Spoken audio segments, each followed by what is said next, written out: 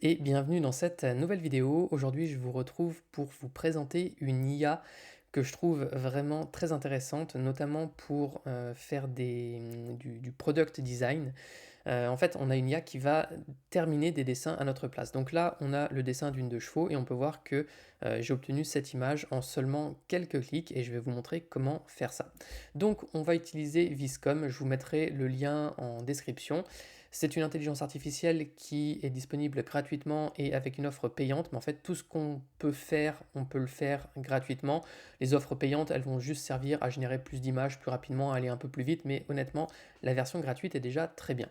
Donc je vous inviterai à vous inscrire et une fois que ce sera fait, vous pourrez aller ici sur l'interface, donc c'est assez intuitif. Je vais faire ici New File et donc je vais pouvoir créer un nouveau document. Ce que je vais faire, c'est que je vais faire glisser une image pour commencer comme ceci. Donc on peut soit créer une image vide et on peut dessiner dedans, je vais vous montrer ça dans un instant, soit on peut partir d'une image qui existe déjà. C'est ce qu'on va faire pour notre exemple. Et je vais ici écrire 2 chevaux car, on va dire qu'elle sera jaune. Je ne sais plus exactement le prompt que j'avais mis précédemment. Ou je ne vais pas mettre de couleur pour commencer, je vais juste mettre 2 chevaux car vintage. On va voir ce que ça me donne. Je vais rester sur render. Ici, on a render et refine. En fait, render, c'est pour faire un premier rendu et refine, ce sera pour réaméliorer le rendu. Donc, si vous faites refine sur ce genre de dessin, vous obtiendrez un résultat assez bizarre. Donc, on évite de faire ça. Ici, render style, on va en avoir plusieurs. Si on clique sur le petit i ici, on peut voir qu'il y a différents modèles en fait qui sont prévus pour différents styles. Là, on aurait, si on choisit volume, des volumes comme ça assez minimaliste. Là, on risque d'avoir des choses assez dans un style presque illustratif 3D. Là, c'est pour faire spécifiquement de l'intérieur de voiture. Et ici, c'est plus le modèle général. Donc, on va rester sur général qui est le plus polyvalent. Donc, on laisse ici. Là, Drawing Influence, c'est l'influence de mon dessin ici par rapport au prompt. Donc là, si je le mets à 100%, il va beaucoup s'inspirer de mon dessin. Si je le mets à 0%, il va prendre des libertés et plus se baser sur le prompt. Donc on va déjà se mettre, par exemple, aller à 75%, on va faire générer. On attend quelques secondes, c'est assez rapide et on va avoir un premier rendu. Donc comme on est sur la version gratuite ici, on va avoir qu'une seule image, mais si on était sur la version payante, on pourrait avoir plusieurs rendus d'un seul coup. Il me semble que c'est possible que ce soit peut-être un tout petit peu plus rapide ou qu'on soit prioritaire quand on paye, mais là on peut voir que c'est déjà assez rapide. Donc on a un premier rendu qui est plutôt honorable. On va voir ce qui se passe si je baisse la drawing influence à 0, on va faire générer. Voilà, c'est le nombre d'images. En fait, là, on peut voir que j'en génère une seule, mais si j'étais avec l'offre payante, je pourrais en générer 4 d'un coup. Donc, là, il se peut que la voiture soit même pas dans le bon sens. Alors voilà, ça c'est le genre de choses qui peut arriver. Il peut changer l'angle de vue et puis faire des choses un petit peu bizarres. Donc c'est pour ça qu'il faut peut-être éviter de trop baisser la drawing influence. Donc là, je vais le refaire. Je vais me mettre. Généralement, je trouve que se mettre entre 60 et 90%, c'est plutôt pas mal. Après, c'est à affiner en fait selon le résultat que vous obtenez à chaque fois. Mais si vous mettez plus de 50%, ça vous garde un petit peu comment dire, l'angle de vue et la base du dessin tout en prenant en compte le prompt. Donc là, c'est plutôt pas mal, mais je trouve que ma voiture, elle est un peu triste et donc je vais rajouter une couleur. On va dire que je veux qu'elle soit jaune. Je vais refaire Generate et normalement ici, je devrais avoir quelque chose d'un petit peu plus sympa très rapidement. Et on va voir donc que ça, le résultat qu'on obtient ici, c'est une première version. Donc là, j'en ai eu plusieurs. Et donc à chaque fois, vous voyez, je refais Generate et ça me régénère l'image, mais j'en ai conservé aucune en fait pour le moment. Ce qu'il faut que je fasse, c'est que je fasse confirm pour dire que celle-ci, elle me plaît bien et que je veux la garder. Donc là, on a un petit œil qui nous permet de masquer, démasquer si on veut voir ce que c'était avant. Bon, là, on peut régénérer, ça revient au même que si on était là en fait, je crois. Et là, on peut ajouter comme un calque, mais en fait, ça sert pas à grand chose puisque si je fais confirm, ça va me l'ajouter automatiquement comme un calque. Et en fait, il faut que j'aille ici dans Layers et on peut voir que là, je peux masquer, démasquer mes calques. C'est un peu le même principe que sur Photoshop finalement. Bon, après, on pourrait les supprimer, renommer, etc. ou les mettre en dessous. Bon, on n'a pas vraiment besoin d'y toucher puisque de toute façon, on ne va pas faire de retouches là-dessus. On veut juste voir un petit peu ce que ça nous donne. Donc, on va le laisser au-dessus par défaut. On va se remettre sur Create, sur voilà, ici. Et ça, ce rendu-là, il est pas mal, mais des fois, on peut faire un petit peu mieux, parce qu'on peut voir que des fois, on a des défauts sur la roue, etc. Donc, ce qu'on pourrait faire sinon, c'est à partir de ce moment-là, en générer plusieurs des images, et après, on pourrait les mixer dans Photoshop. Donc, pour ça, en fait, je pourrais aller sur Layers et masquer, me remettre ici et refaire une génération. Et donc, ça va m'ajouter plusieurs différents rendus. Mais il y a encore mieux. En fait, c'est tout simplement de se remettre ici, dessus, donc de bien sélectionner notre calque ici, on va se mettre sur Create et on va faire Refine. Là on va sur Drawing Influence, on va se mettre par exemple aller à 70% parce qu'on ne va pas mettre une valeur trop élevée parce que sinon il va nous garder tous les détails de l'image. C'est pas ce qu'on veut. Nous on veut réaméliorer ça et donc je clique ici et très souvent, c'est pas systématique, mais très souvent on obtient un rendu qui est légèrement meilleur.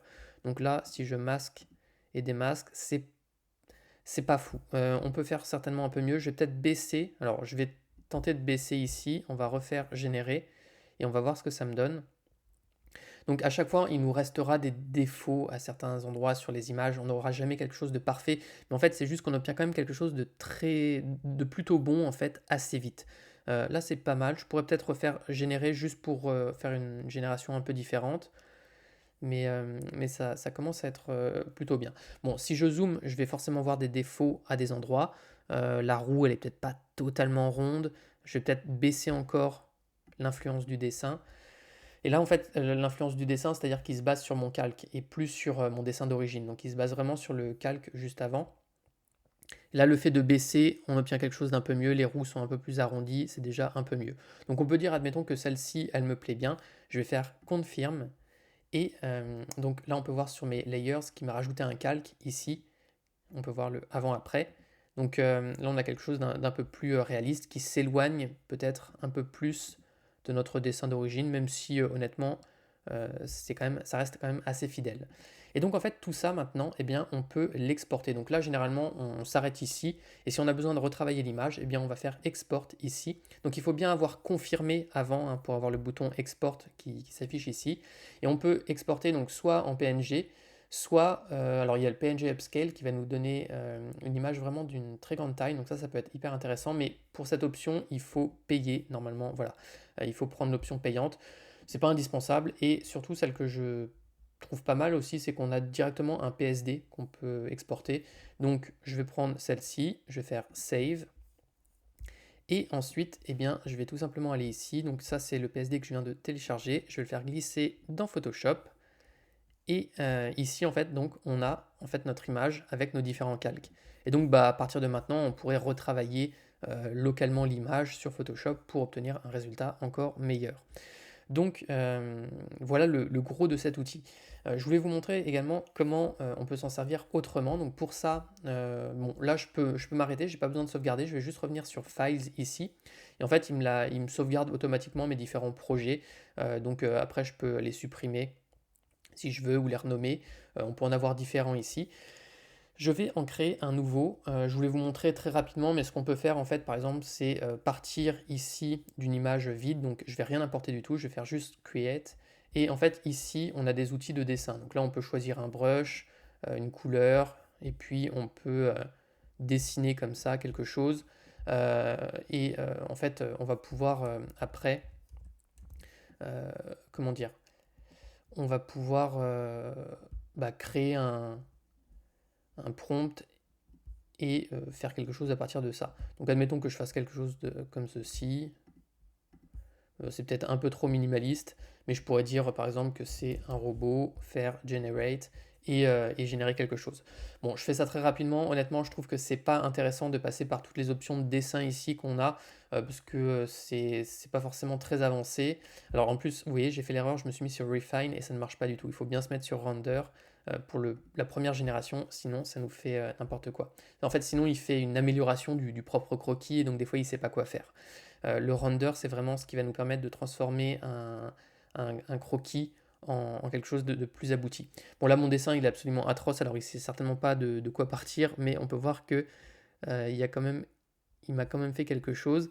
Sinon, il faudrait que je baisse l'influence de mon dessin, et je fais quelque chose du coup de très minimaliste, et lui, il va prendre des libertés, entre guillemets, pour proposer quelque chose de mieux. Néanmoins, donc comme je vous l'ai dit en termes de process, bon là on peut voir qu'il a carrément pris des libertés et il me dessine un robot, il m'imagine un robot un petit peu de zéro quasiment. Le truc c'est que je trouve, alors là on pourrait faire confirme, on a d'autres options ici qui nous permettent, donc on a la gomme, là on pourrait faire des formes géométriques, etc. Je trouve que c'est pas forcément, enfin je suis pas très à l'aise de dessiner là-dessus, autant faire un croquis dans Photoshop si vous êtes vraiment bon en dessin, et c'est surtout l'intérêt ici, ça va être de faire quand on est doué en dessin en fait, de transformer ses propres dessins avec précision en quelque chose de plus réaliste très rapidement. Moi ce que j'ai fait c'est que je suis parti pour mes dessins d'images que j'ai générées dans Midjourney. J'ai généré pardon, des croquis pour aller très vite. Et on peut voir ce que ça me donne juste avant.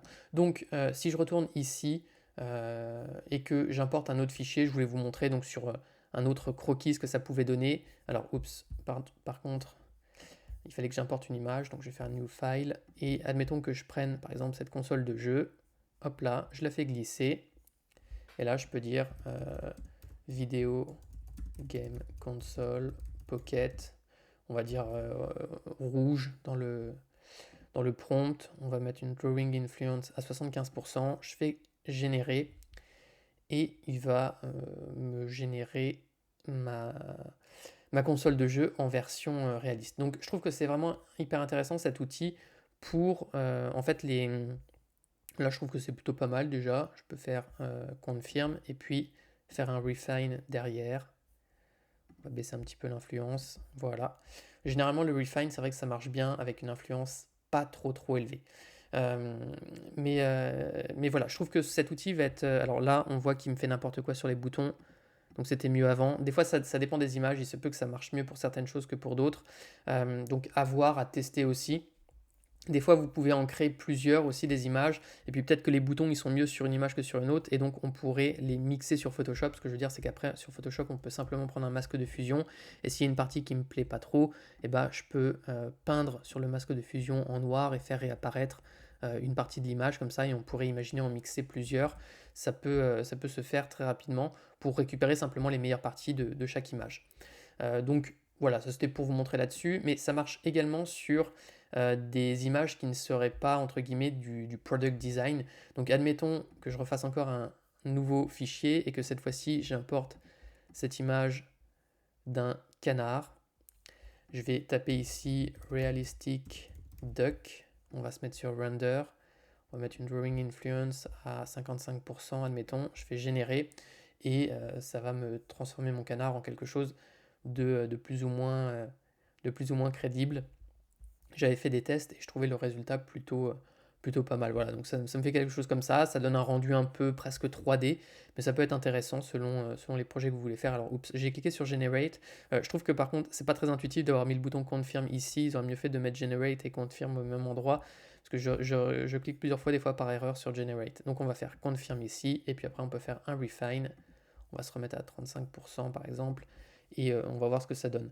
Ici, je crois, j'ai fait des tests que ça ne donnait pas forcément un meilleur rendu quand je faisais un refine, donc ça dépend après de ce que vous voulez réaliser. Ah si, ici c'est peut-être plutôt... Ouais, c'est plutôt pas mal. Je trouve que là, ça fonctionne quand même plutôt bien. Donc voilà, si vous voulez transformer rapidement vos croquis en des œuvres plus réalistes, c'est vraiment un outil qui fonctionne super bien parce que vraiment, il se base sur le croquis. On peut donner des informations avec le prompt et je trouve que c'est un outil qui n'a pas vraiment de concurrent direct encore. En tout cas, j'avais pas trouvé d'IA qui fonctionnait vraiment comme ça et qui permet... je pense à des designers de vite se projeter. On n'obtiendra jamais un résultat parfait, donc ça ne travaille pas non plus à notre place, mais pour faire des maquettes très rapidement, je trouve ça hyper pertinent. Donc voilà, j'espère que cette vidéo vous aura plu. Si c'est le cas, je vous invite à mettre un like et à vous abonner à la chaîne comme d'habitude. Et moi, je vous dis à bientôt pour une prochaine vidéo.